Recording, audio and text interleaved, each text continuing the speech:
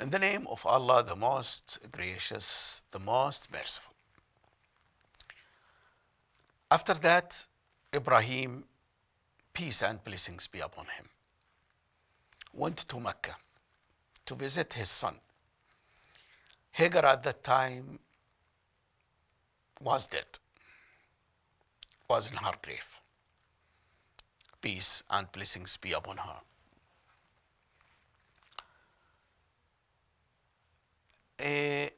He told Ishmael that he was ordered by Allah to build the Kaaba, the house of Allah. Some non-Muslims usually ask us, does Allah live in this house? No, Allah is in the heavens. So why we call it house of God? It's a house that God ordered us to build, that's all. All other houses, we build it for ourselves. But this special house, we build it because of Allah's request. So Ismail and Ibrahim started to dig the ground to find the bases. They found the bases. It was green stones. This means that Kaaba was there since long time, but after the floods during Noah time, Tufan Nuh, it disappeared temporarily till Ibrahim came and was ordered to rebuild it again. So they start gathering the stones, Ishmael and Ibrahim. I'm sure that there are a lot of people of Jurhum, people living on the Mecca at that time, were helping. But mainly the engineer and the architect are the builder, are Ibrahim and Ismail. So they built the Kaaba till they reach a height that they cannot go above. Say 2 meters. So God provided Ibrahim with a stone. This stone is present till nowadays. It's there near to Kaaba. We call it Maqamu Ibrahim, the place where Ibrahim was standing. So Ibrahim stands over the stone, and the stone will act as nowadays elevator. The elevator, to elevate him, he goes down, he takes the stone from Ishmael and from other people, and then it elevates him, then Ibrahim will put this stone in its place.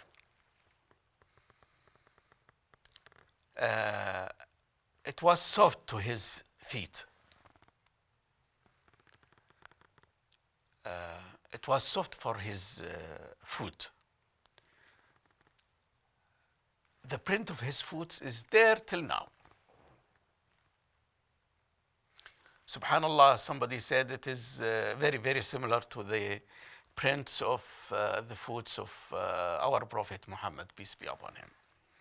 He is his son anyway. No wonder.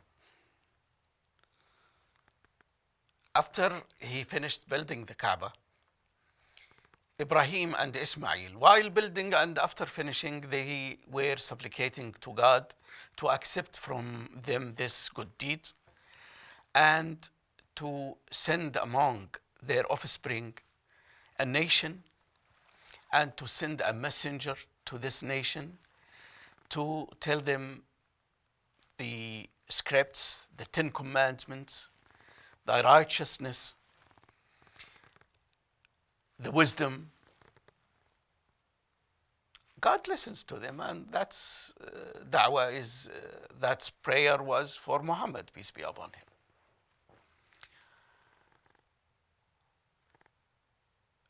After that, Ibrahim was ordered to call people, all human beings in the planet Earth to come for Hajj. Ibrahim said, God, I will call, but how do they hear my voice? He said, only you call, and we will take your voice.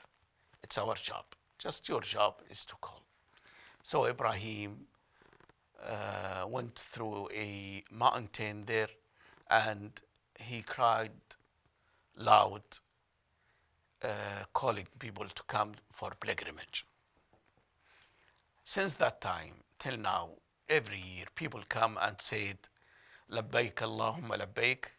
This means we listen to the call and we are coming because of that call. Subhanallah.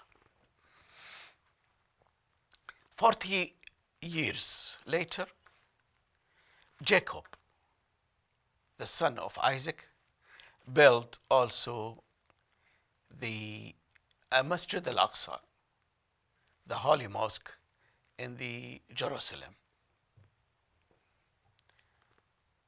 40 years is the interval between the two houses of God, the two mosques.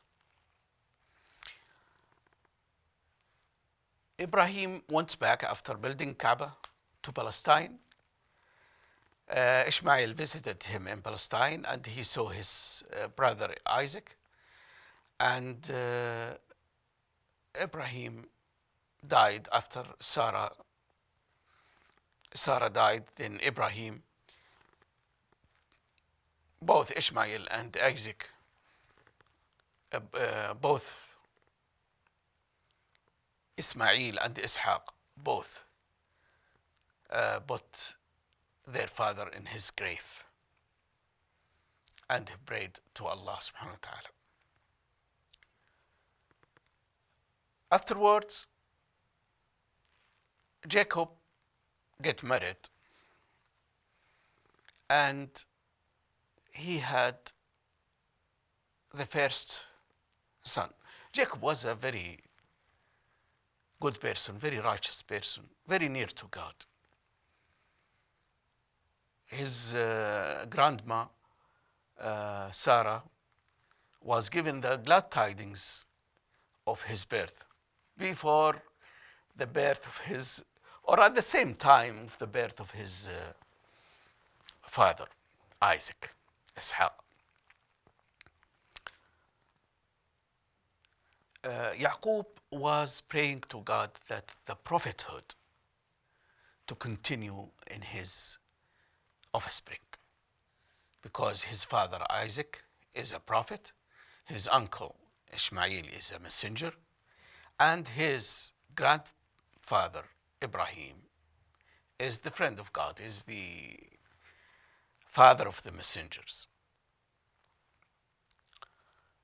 So he have a wish that prophethood will continue in his offspring. He was given the first son. He called him Rabin. He was watching this baby since his early age, and he noticed that this is not gonna to be a prophet, because prophets, they have certain characteristics. They are the chosen people, they are the anointed, and this son does not look like. The second one, he called it Shimon, Simon, same. Judas, Levi, Yissachar, Zabulon, Naphtali, Gad, Dan, Asher.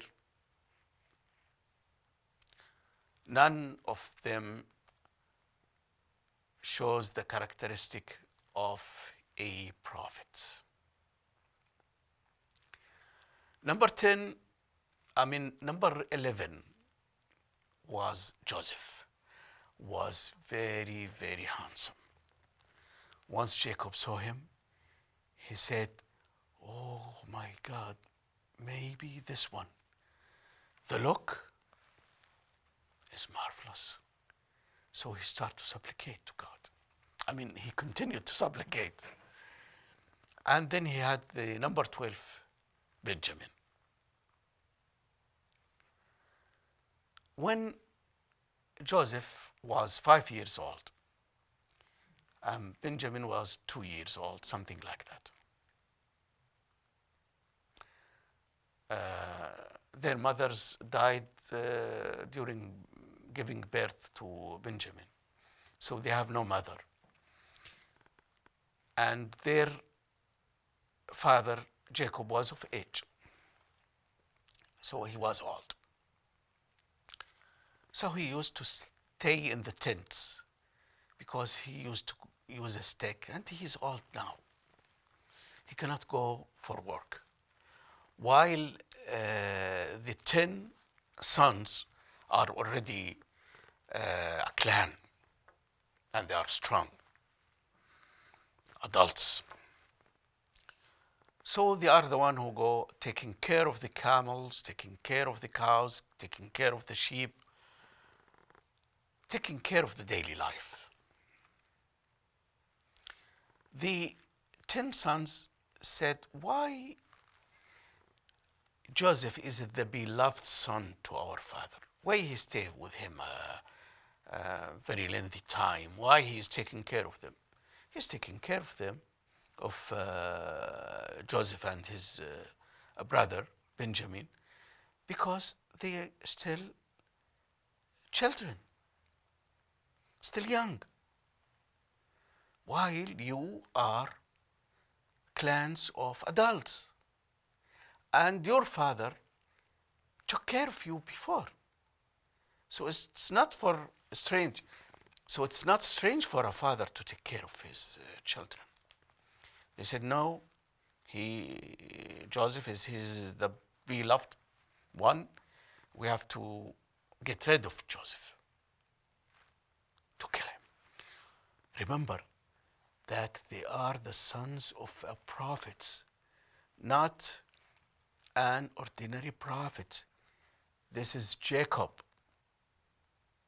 the glad tidings to his grandmother and his grandfather. But they decided to do that. Not all of them. Some of them didn't like that, but he saw that all of his brothers are gonna to kill him. So he said, "Well, at least throw him in a well in the way to Egypt. Travelers will come. They will pick him up from that well. They will take him to Egypt so that they will get rid of him without killing him, at least." So that was the plan. They came to their father, claiming that they are truthful, they are honest, and they love Joseph. They want to take him with them to the wilderness. Why is that? What motivated them to kill Joseph? It's a dream